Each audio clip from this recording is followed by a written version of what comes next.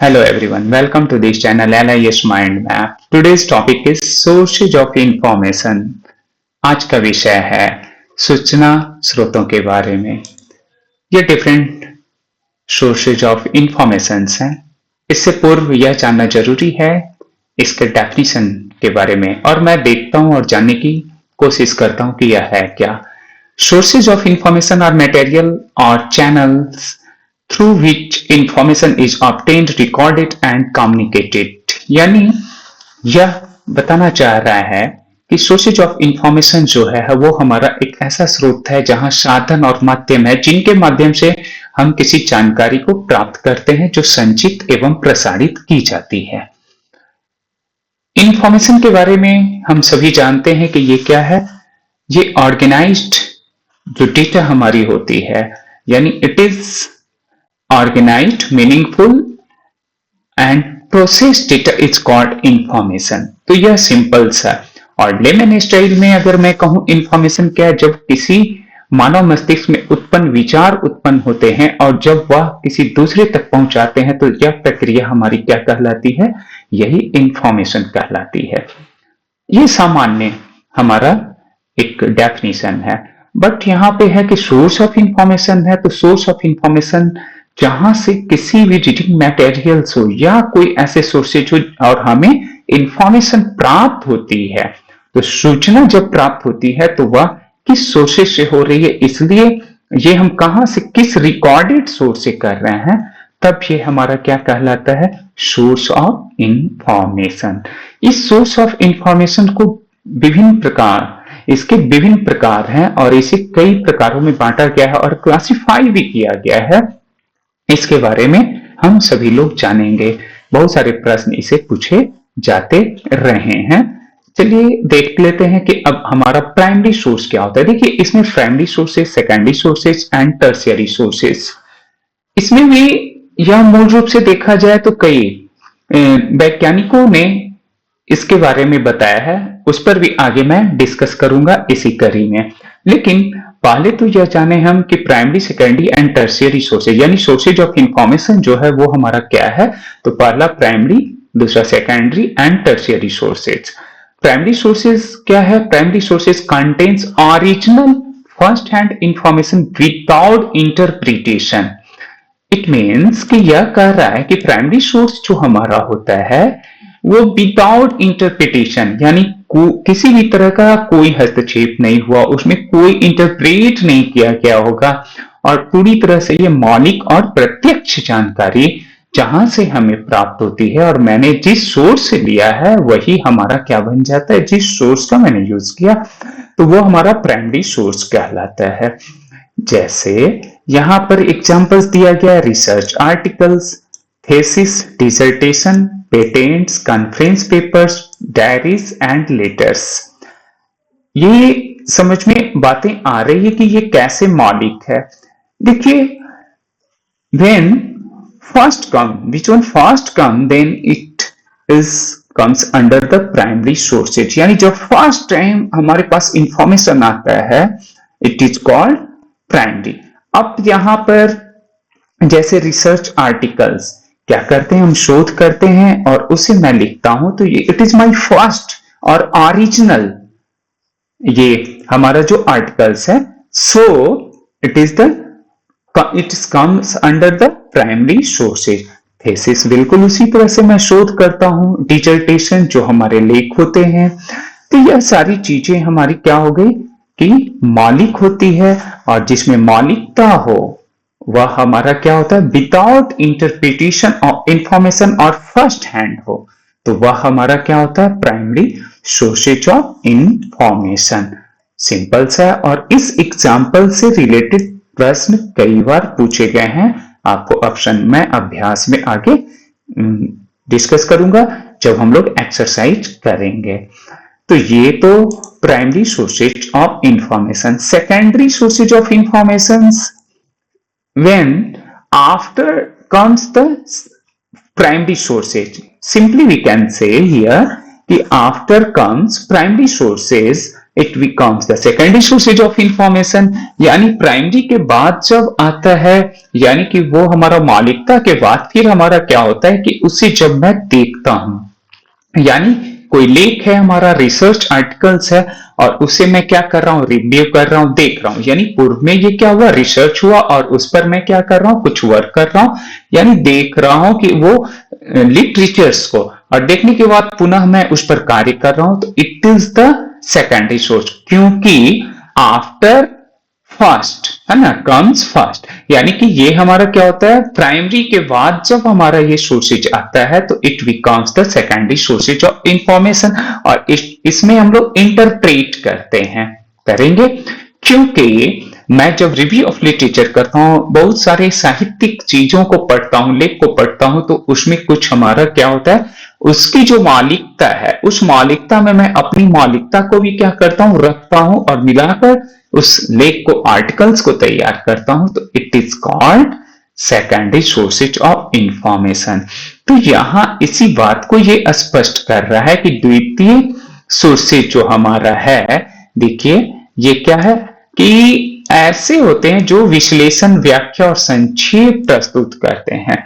और इसे मैं और भी इजियर समझ सकता हूं, और समझने के लिए एक बड़ा अच्छा ट्रिक भी है कि before publication which comes the source of information is called primary sources, and after publication which comes under the that sources is called secondary sources of information।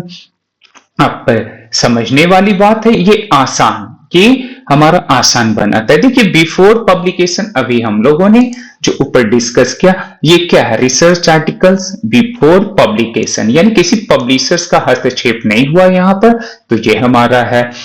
Thesis and dissertation हमारा क्या है, before publication, यानी publishers नहीं है, ISBN नहीं है ना, और इस तरह के स्टैंडर्ड्स नंबर्स को, यानी कि वहां पर हमने नहीं दिया। तो वेरी सिंपल, एक समझने के लिए ये हमारा कि बिफोर पब्लिकेशन जो हमारा आ रहा है ना, पेटेंट्स की भी वही बात है कि ये रिसर्च है हमारा, और कॉन्फ्रेंस पेपर्स भी, डायरीज एंड लेटर्स, ये सारे क्या है हमारे कि बिल्कुल बिफोर पब्लिकेशंस, तो it comes under the primary sources of information. एक बेस्ट ट्रिक हमारा है और समझने का एक आसान सा एक आइडिया है।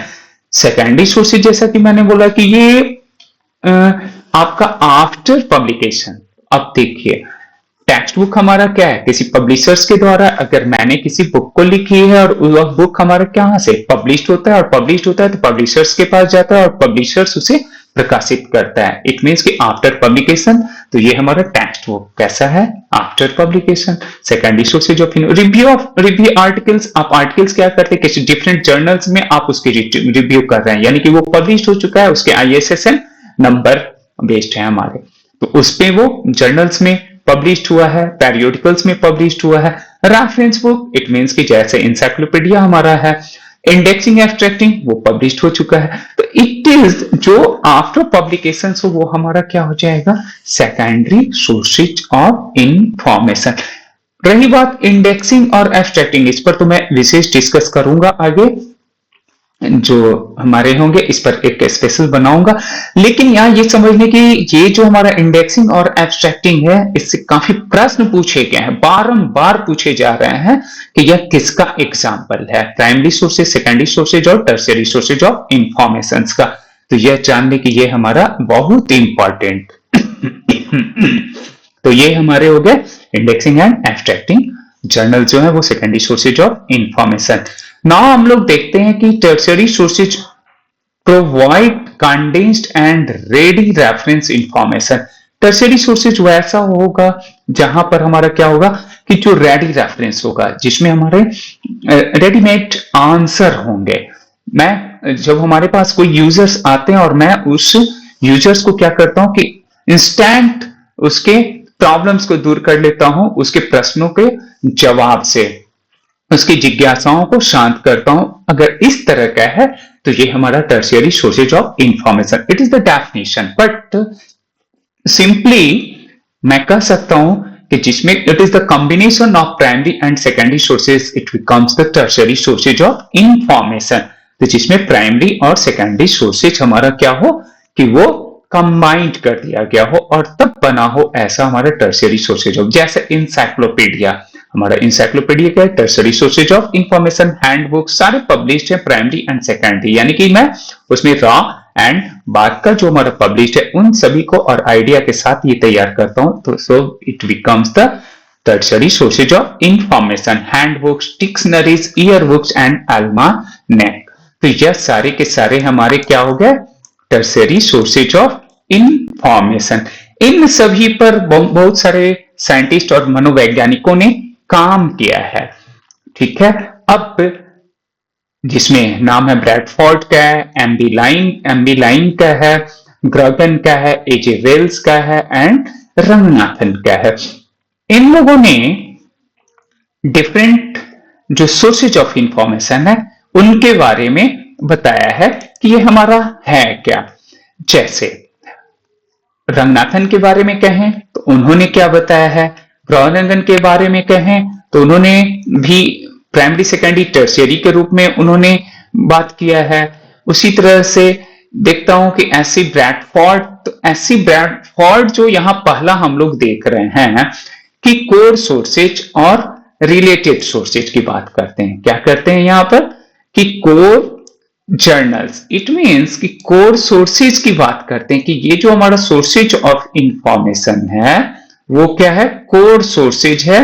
और साथ ही साथ इन्होंने जो डिवाइड किया है कोर सोर्सेज के साथ साथ इनका मानना है कि हमारे जो होते हैं जितने भी डॉक्यूमेंट्स हैं, सोर्सेज ऑफ इंफॉर्मेशन है, वो रिलेटेड भी होते हैं। यानी किसी न किसी, जैसे पेरिफेरल जर्नल्स, तो पेरिफेरल जर्नल्स किससे हैं? रिलेटेड सोर्सेज से हैं। और कोर सोर्सेज किससे हैं? तो वो हमारे किसी सब्जेक्ट से हैं।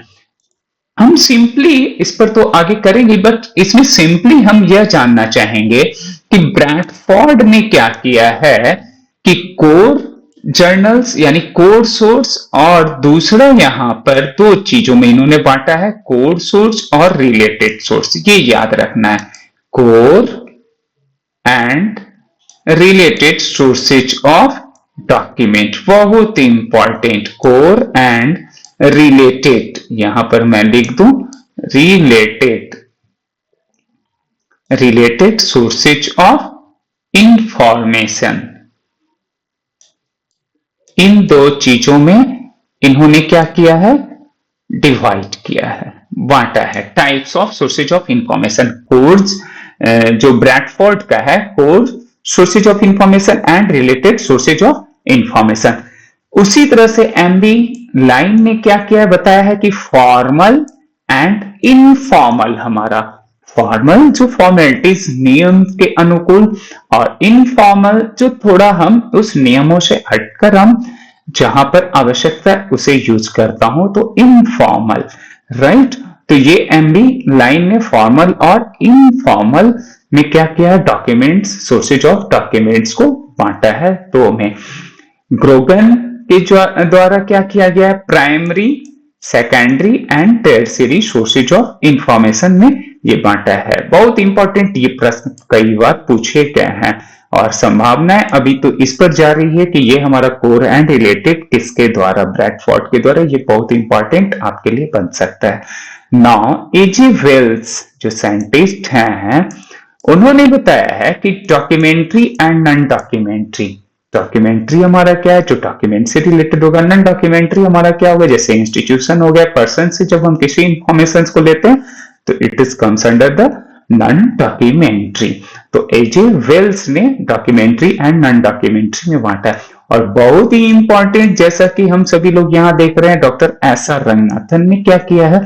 Conventional, non conventional, neo conventional and Meta document में इन्होंने बांटा है। यानी कि 4 प्रकारों में इन्होंने सोर्सेज ऑफ इंफॉर्मेशन को क्लासिफाई किया है, बांटा है। और ये हमारा क्या है? Conventional, non conventional, neo conventional and Meta document. तो कन्वेंशनल जैसे डॉक्यूमेंट्स, कन्वेंशनल हम किसे कहते हैं? जो पुरानी पद्धतियों से जो चली आ रही परंपरागत। नॉन कन्वेंशनल हमारा वैसा जिसने ट्रेंड को तोड़ रखा है, ब्रेक कर दिया और क्या किया कि नए स्वरूप में वो आ गया हो, पुरानी चीजों को छोड़कर वो क्या हो कि नई पद्धतियों को अपनाया हो, वो हमारा नॉन कन्वेंशनल। जैसे हम लोग अभी जितने इलेक्ट्रॉनिक डॉक्यूमेंट्स हैं, ई बुक्स हैं, तो ये क्या हो गया कि बुक्स का फॉर्म अब क्या लिया, ये हमारा ई बुक्स में, तो ये नॉन कन्वेंशनल फॉर्म। नियो में हमारा क्या होता है कि जो हमारा लेटर जैसे पेटेंट्स और standards comes under the neo conventional and Meta document, जो विशाल हो इंफॉर्मेशन हमें अवेलेबल कराता हो, रडार जैसे हो सकता है या हमारा ह्यूमन बीइंग्स का मेमोरीज हो सकता है, तो ये हमारा मेटा डॉक्यूमेंट्स। तो रंगनाथन ने इन बातों को बहुत अच्छे ढंग से क्या किया, समझाने का प्रयास किया है।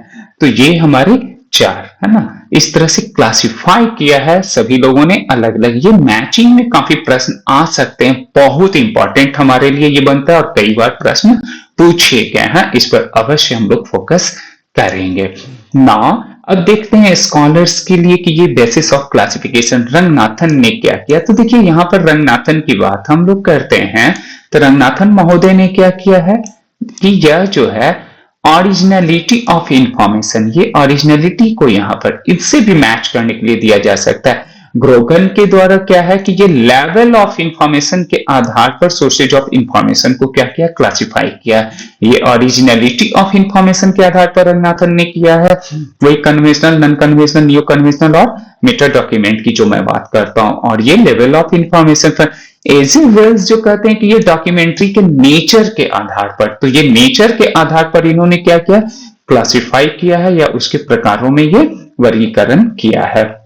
एमबी लाइन जो है वो क्या किया, मोड ऑफ कम्युनिकेशन के आधार पर, कम्युनिकेशन वो कैसे कम्युनिकेट कर रहा है, तो इसके आधार पर इन्होंने बांटा है। और ब्रैडफोर्ड का है जो वो कोर लिटरेचर के आधार पर, हम लोगों ने कोर एंड रिलेटेड को वहां देखा है, तो कोर एंड रिलेटेड, तो कोर हमारा इंपॉर्टेंट। तो देखिए ये बहुत इंपॉर्टेंट जो आपके लिए बिल्कुल डिफरेंट भी हो सकता है, और ये एक हाई लेवल के क्वेश्चंस में जब पूछे जा सकते हैं, तो यहां पर ख्याल रखना है हमें कि रंगनाथन ओरिजिनलिटी ऑफ इंफॉर्मेशन से रिलेट करता है, ग्रोगन का क्या लेवल ऑफ इंफॉर्मेशन से, एज वेल जो है वो डॉक्यूमेंट्री नेचर से, और एमबी लाइन जो है मोड ऑफ कम्युनिकेशन, ब्रैडफोर्ड जो है वो हमारे कोर लिटरेचर से। हमारे ऐसे प्रश्न पूछे जा सकते हैं यूजीसी नेट लेवल पे, या फिर अभी जो आने वाली और भी कॉम्पिटिटिव एग्जाम्स हैं, तो इसका बिल्कुल हम लोग ख्याल रखेंगे और इस पर फोकस्ड रहेंगे।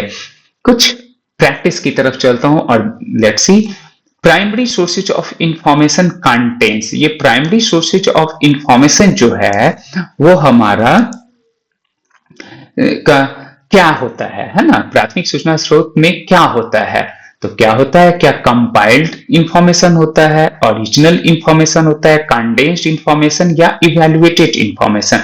यहां पर क्या होगा, प्राइमरी इट मींस की ओरिजिनल इंफॉर्मेशन, ये प्राइमरी सोर्सेज ऑफ इंफॉर्मेशन में हमारा ओरिजिनलिटी होती है, मौलिकता होती है, इसलिए ये हमारा सही जवाब होगा। Now encyclopedias are treated as which categories of sources, विश्वकोश किस प्रकार के सूचना स्रोतों माने जाते हैं।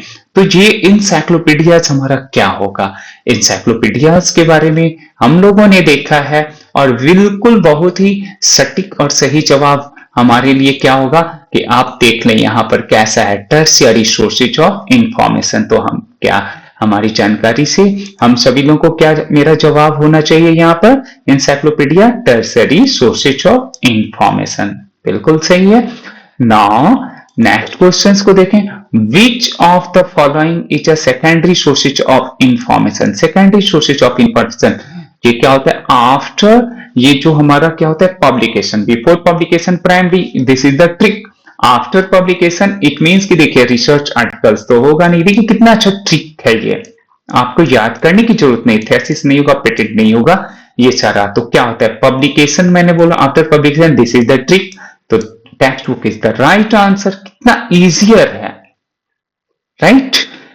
Now indexing and abstracting journals are classified under, it is classified किसका होगा, सेकेंडरी। हम लोगों ने देखा भी था कि सेकेंडरी सोर्सेज ऑफ इंफॉर्मेशन में हमारा क्या होता है, इंडेक्सिंग एंड एब्स्ट्रैक्टिंग है यहाँ पर, जिसमें क्या होता है कि आफ्टर ये हमारा पब्लिकेशन होता है, राइट। तो यह भी एक ट्रिक यहाँ काम कर रहा है। पुनः हम लोग देख रहे हैं कि secondary sources of information, which a scholar is associated with classification of information sources into primary, secondary and tertiary. Primary, secondary and tertiary sources के लिए है ना किन किन का श्रेय जाता है इसे वर्गीकृत करने में, तो ये ऑफ कोर्स डेनिस ग्रोगन का जाता है primary, secondary and tertiary sources of information. आप देखें संभवतः यहां पर होना चाहिए प्राइमरी, देखिए यहां हम सभी लोग देख रहे हैं थर्ड नंबर पे primary, secondary and tertiary sources of information किनके द्वारा है, ये ग्रोगन, डेनिस ग्रोगन महोदय के द्वारा ये क्या किया गया था, वर्गीकृत किया गया। तो यह बिल्कुल सही जवाब होगा। Conference proceedings are considered as सम्मेलन कार्यवृत्त किस प्रकार के सूचना स्रोत माने जाते हैं। अब कॉन्फ्रेंस प्रोसीडिंग्स हैं तो कॉन्फ्रेंस प्रोसीडिंग्स हमारे क्या होंगे, इसमें हम लोग क्या करते हैं, चूंकि ये फर्स्ट टाइम हमारा आता है और ये जब फर्स्ट टाइम आएगा तो ऑफ कोर्स हमारा क्या होगा कि देखिए यहां पर कॉन्फ्रेंस पेपर्स, तो ये क्या हो गया कि प्राइमरी सोर्सेज ऑफ इंफॉर्मेशन, यानी कि फर्स्ट टाइम आया है ना, तो ये हमारा कहलाएगा primary sources of information. Which of the following is a documentary sources of information? निम्नलिखित में कौन सा अदर्शता नॉन डॉक्यूमेंट्री की बात करता है। डॉक्यूमेंट्री जैसा कि मैंने बताया था डॉक्यूमेंट से related journal, books and reports होगा, रिटन फॉर्म में होगा, और एक्सपर्ट हमारा क्या होगा, नॉन डॉक्यूमेंट्री फॉर्म होगा। इंस्टीट्यूशन हमारा क्या होगा, स्टॉक, नेस्टॉक, ये सब क्या होगा, ये सारे नॉन डॉक्यूमेंट्री फॉर्म जहां से हम इंफॉर्मेशन को क्या करते हैं, एक्सेस करते हैं, लेते हैं और प्राप्त करते हैं, तो वैसा हमारा कहलाएगा non documentary sources of information. Review articles are included in, समीक्षा लेख किस प्रकार के स्रोत में सम्मिलित होते हैं।